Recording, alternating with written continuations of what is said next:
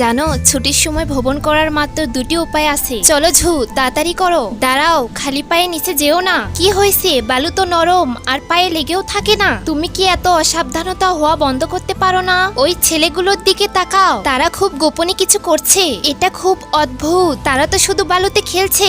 এত বেশি সংবেদনশীল হইও না। যদি বালির মধ্যে কাঁচ, পেরেক অথবা অন্য কোনো ধারালো জিনিস থাকে, যদি সেটা আমার পায়ে বেঁধে যায় তাহলে ঝামেলা হবে। ঠিক আছে, এত অসাবধান হইও না। না ইয়ান, ও আমার পা ব্যথা করছে। কে এত খারাপ যে সমুদ্র সৈকতে বাঁশের কাঠি ফেলে রেখেছে? আমি তোমাকে বলেছিলাম খালি পায়ে খেলতে না, কিন্তু তুমি শোনোনি। আমি ভাবিনি এখানে এমন কিছু থাকবে। চল তাদের থামাই। তুমি তো জানাও না যে এই বাঁশের কাঠিটা কেউ এখানে পুঁতে রেখেছিল।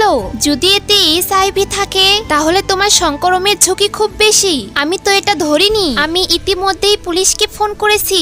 আগে হাসপাতালে যাই। চলো সাবধানে।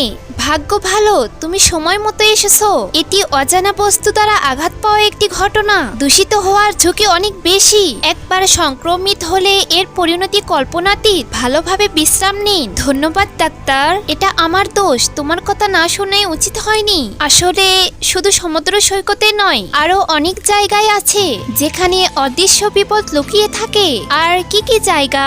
যেমন হাসপাতালের চেয়ার। যদিও প্রতিদিন এগুলো জীবাণুমুক্ত করা হয়, তবুও অনেক রোগী সেখানে আসে। আর পার্কের ঘাস দেখতে পরিষ্কার লাগে, কিন্তু সেখানে পোষা প্রাণীর মল থাকে। এছাড়াও ব্যাকটেরিয়া ও পরজীবী থাকে। খালি পায়ে হাঁটা বা সরাসরি বসা, এতে সহজেই HIV সংক্রমণ হতে পারে। এটা কি?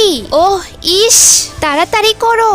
আর অন্য কেউ সদ্য বসে ওঠা গরম চেয়ার দেখতে ঠিকই লাগে, কিন্তু সেখানে ঘাম ও ব্যাকটেরিয়া লেগে থাকে। এতে সহজেই আক্রমণ হতে পারে। ও, এটা তো খুব খারাপ। আমি আগে এটা খেয়াল করিনি। তাই বুঝি আমার সহজে রজাস হয়?